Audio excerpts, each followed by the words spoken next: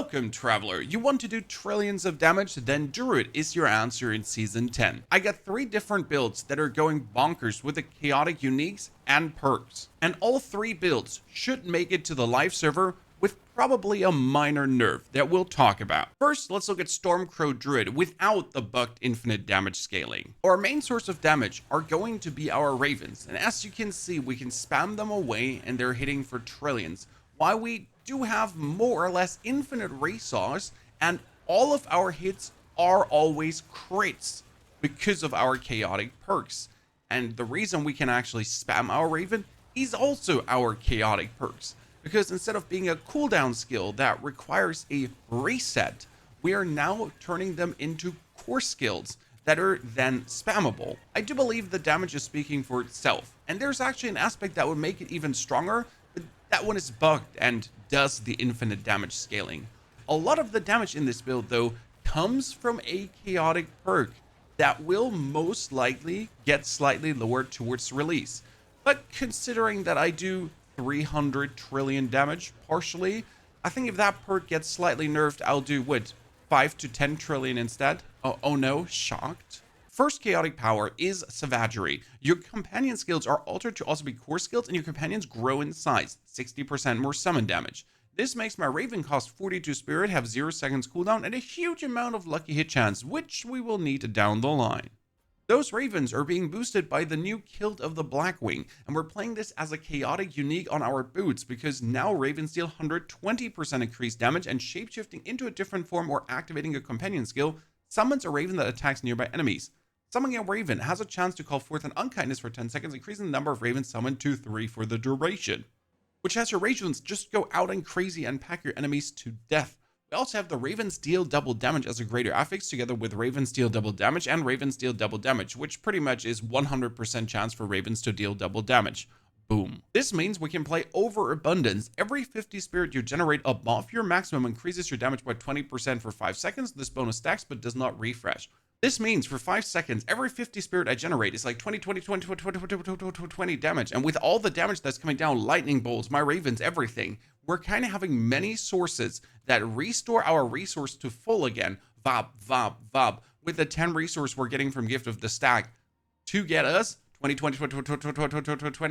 thousands of percent of bonus damage in a short amount of time. This overabundance will probably get lowered to 15 or 10%. But even if they slash it in half, instead of getting 1,000% damage bonus, well, then I'll get 500% damage bonus, or 300.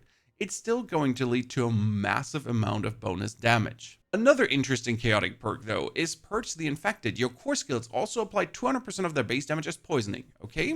It's kind of nice. And bonus, dealing direct damage to a poisoned enemy spends 5 spirits to guarantee a critical strike.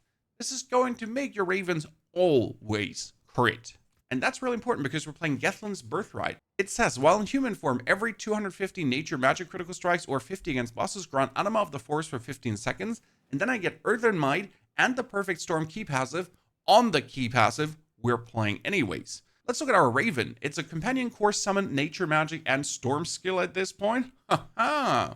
That's because of the Stormcrow's aspect. Ravens now deal lightning damage, which is increased by 100%. Ravens active deals its full damage in half the time an enemy's inside or stunned. Good, we're doing lightning damage now. Without it, we're just a companion core skill. And with it, we're suddenly a nature magic storm skill. And that's very important for a triple key passive, because we also play Mighty Storm. The Earthen Might key passive also applies to your storm skills. This leads to us having 1 with nature, bonus companion skill at 80% more damage. Awesome. Followed up by Perfect Storm. Storm skills deal 80% increased damage, and damaging a vulnerable, immobilized, or slowed enemy restores some spirit. Good. And also Earthen Might that now applies to storm skills, Ravens too. Damaging enemies with earth skills has a chance to restore all your spirit. I have a high lucky hit chance. And it causes your attacks to be guaranteed critical strikes and deal 70% increased critical strike damage for 5 seconds. This chance is increased by 50% for critical strikes and 15% if the target is stunned, immobilized, or knocked back. These 3 things together, Birthright, the Storm, and also the Stormcrows, already massive. Then we're getting another companion and more damage. And our companion skills deal bonus damage per companion we have. We do have tons of companions with all those bonus ravens, 5 at this point. All the wolves that we're having, the Poison Creeper, and the wolves that we're actually summoning with our Circe rune combo. Lastly, our core skills deal 75% increased damage based on your amount of Fortify. No problem, we're spamming that core skill and we never have anyone actually touch us. For bonus defense, we're playing on our pans the aspect of the Mending Stone. The duration of Earthen Bulwark is increased by 6 seconds. In addition, killing an enemy replenishes 290 of your active Earthen Bulwark's barrier. You simply can't die. While we're also playing Nagu Lum, if you have 6 summons, you get 600 offering, and that will give you 400 resource back every 5 seconds. Okay, every 5 seconds we get over 400 resource back. That means our overabundance will go into overdrive every 5 seconds as we get that huge chunk of resource into it. Lastly, you have the chaotic perk Wild Transformation. Shapeshifting into a new form uses free skills and grants an additional bonus. If I use the Werewolf's Howl in between, I do actually get 20% increased critical strike damage for 5 seconds. If I then swap back to human, I use Cyclone Armor and get 20% attack speed. So, which means my goal here is to spam the Ravens, then Howl, then Ravens, then Howl, and use Petrify whenever I wish in between. The other companion skills are actually not even being activated. You don't even have to play them in your skill bar because of your key passive, you have them passively going on. And the real crazy part about Ravens being nature magic skill with a high lucky hit chance is that they can also play Calm Before the Storm. Nature magic skills have a chance to reduce your ultimate skill cooldown. Cool. So we're going to have the Ravens just spam away and just get our Petrify low, low, and low. The thing that's really bugged is the Wild Rage aspect right now that we're not playing. Wild Rage is leading to infinite damage scaling. Casting your companion skill has a 40% chance to activate an equipped companion skill and reduce its cooldown by 5 seconds. For some reason that leads to quintillion of damage. But if we now had the Wild Rage aspect on top, and we would only play the Ravens, spamming the Ravens is going to cause us to cost more Ravens, and then more Ravens, and then more Ravens, and then more Ravens, and then more lucky hit chance, and then more resource restoration, and then more overabundance. You get the drift. No matter what happens buff and nerf wise, this should still be absolute S tier. By the way, no worries on Paragon boards and everything and the nitty and gritty details, tempers, and so on. There are planners in the description below for all 3 builds. But I'm here to pretty much present you what is possible. Next up would be Pulverize Druid. You might remember the Poison Puddle Splasher from Season 9, only that is now this 112 trillion damage and more actually. So, you know that one build that was already going absolutely bonkers now is in the trillions easily. And the Poison Puddles are actually working more reliable. The best part about this build is that the Rotten Lightbringer is chaotic armor, which means I can move the weapon that this build so desperately needs away from the weapon slot. I can have the aspect have 20% increased damage. Yup, so 720%. And I can still play a two-handed weapon with a two-handed weapon aspect fully getting boosted. And also having the tempers going on. 73.9 trillion, I'll take it. Usually, you would be playing this weapon, 540% damage bonus, chance for Pulverize to hit twice, really nice. Well, that's my pair of pans now, and that aspect will always be maxed. So instead of looking for it a long time, as soon as you get it, it is going to be 720%. We have chance for Pulverize to hit twice, only at 18.9%. That's actually really sad. We should have tried to masterwork it higher. No problems though, because now my hammer is also having the chance for Pulverize to hit twice. So if I even remotely get this masterwork correctly and a better roll, then I'll sit at 100% chance for Pulverize to hit twice. And I can play the aspect of Rabid Bear instead of my amulet on my weapon. While in Grizzly Rage, your direct damage is converted to poison damage and we deal 160% more poison damage. We do want to play the Air of Perdition for the bonus core skills, as we do damage with Pulverize, and the more damage Pulverize does, the higher our poison pool damage poopity poop is going to be. This means, though, that my gloves could be, for example, a Godslayer crown. Yeah. I just wanted to see, is there another chaotic armor that helps? Well, why not a Godslayer crown that every now and then just pulls enemies together? And I can just poison pump them harder. This also allows me to move the aspect of Pulverize to my amulet to deal even more damage, since it's useless to move the Rampaging Werebeast aspect over to the amulet. Now, Grizzly Rage did get nerfed damage-wise, but that doesn't matter because Pulverize is pumping out, and Overabundance is also working in this build, because you have all the poison blips going out, you have the Pulverize going out, and all of this does have lucky hit chance.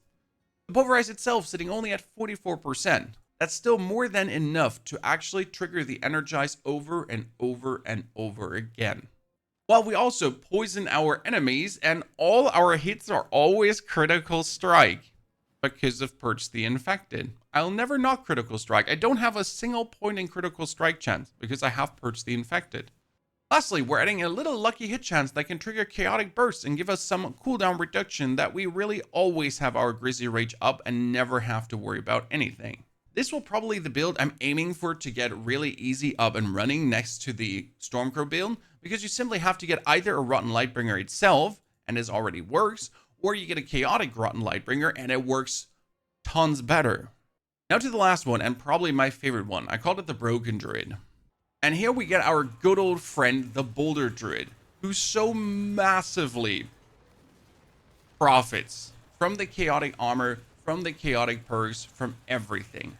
The build was always strong, and now it's so much stronger even. It overpowers more than ever. It does more damage than ever. It does have the beautiful cataclysmic storm up on top, while not having to make any concessions. The only problem I had here was really taking care of my Cyclone uptime, that the Hurricane is up all the time, because you're playing so many uniques and chaotic uniques that you barely had the space for the temper. No worries, we figured it out. The bread and butter of the build is the Dolmen Stone, and we still played as our amulet. We get 50% more damage for each rotating boulder, and we can have 10 boulders. That is 500% bonus damage after the 10th boulder casting. Here we also need that nature magic cooldown reduction, because the nature magic cooldown reduction is going to make our Hurricane come off cooldown faster. Would even be better if it was a greater affix. The interesting part is we can finally play the Banished Lord's Talisman on top. This gives us ranks to core skills, thank you very much, and that core skill cost 44 spirit. And if we now spam away our core skill, we also get bonus overpowers. Currently, I'm actually playing the Ring of Starless Skies to reduce my core skill cost so I can spam more. That being said, it would be better not playing Starless Skies, because then I get more Banished Lord's Talisman. That being said, the Banished Lords is at this point simply the bonus core skills, the 72% more damage on every critical strike overpower, and then it will add on top of all of our overpowers, just another overpower stack. Why not? Our pans are actually the Mjolnir ring that would usually be a ring, but we actually needed the aspect of Changeling's Depth for the huge multiplier. So now the Mjolnir ring is actually my pants, and it gives me Endless Tempest. Endless Tempest increases the duration of our Cataclysm and of our Hurricane. And that's also why we don't need the Ring of Starless Skies, because with the Mjolnir ring, we don't spend resource. We have unlimited spirit. We can just spam away and then go 44, 44, 44, 44, 44, Banished Lord's Talisman. There could technically be a thought where you play the Crown of Lucian, which makes your resource cost more expensive, and then have the Mjolnir ring together with the Cataclysm have enough uptime that it never runs out. So you could infinitely have infinite resource that gets more expensive, but then you have a very expensive boulder that triggers the Banished Lord's Talisman on every second cast. I'll be having to put my hat down for that again. And we get a third one, because now Vasili's Prayer is actually our boots. Yeah, Vasili's Prayer. This usually a helmet gives us a huge chunk of willpower, thank you very much. And it turns our Earth skills, thank you very much too, into a Werebear skill, getting all the Werebear bonuses. And not only that, we can actually play the Air of Petition for even more core skill ranks. At this point, you can see 34 bonus core skill ranks on the boulder, and every core skill ranks massive more damage. While my chest is Insatiable Fury with even more ranks, another 5 to Werebear skills, and it increases the Urzen strength bonus. On the weapon though is one of the biggest buffs to the build, because we used to have Boulder casts twice. Now you can have Boulder deals double damage. Yep. We have the 500% damage bonus, we have the Banished Lord's Talisman, super core skills, damage bonus, Mjolnir ring, we get our Vasili's Prayer for the Werebear damage bonus skills on tippity top, and now my boulder can actually deal double damage, and if I did not screw up that masterwork here, or even the temper, it is so easy at 100%, it's not even legal anymore. And as I said, we're playing the Overabundance that stacks up massive damages with also, again, the lucky hit on the boulder just rotating around me. 10 boulders, lucky. We're restoring that spirit like there's no tomorrow. And we get the Brawn over Brains with another 100x increased overpowered damage. Thank you very much. Sadly, in this build, we can't make use of wild transformations because we are always in werebear form due to Grizzly Rage. This means we should play Accelerating Chaos to get a bit more random cooldown reduction to hopefully reduce that Hurricane and or the Cataclysm a bit more, that I can just use them actively.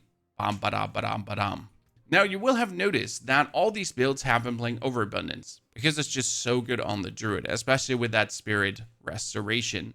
And yes, Overabundance will probably get hit with a slight nerf. We talked about it earlier. But even if it gets halved, even if it goes down to 5% only, if they bump up the spirit cost to 100 or whatever, we will still be able to use this. We will still do massive damage. Even if it gets taken out completely, Druid is going to do billions, hundreds of billions, maybe not trillions anymore. But let's be fair, hundreds of billions are more than enough to do a pit 100, to level up your glyphs. It's going to be more than enough to smash Belial into smithereens like this. And it's going to be absolutely more than enough to go through the Infernal Hordes like it's crazy. Druid is truly going to be a menace this season, and I recommend everyone that has never tried to finally give it a try. And if you now want to get inspired for Sorc and also Necromancer, here's another video, and yes, we'll experiment live with the Spiritborn and the Rogue Barbarian on this channel as well. Enjoy!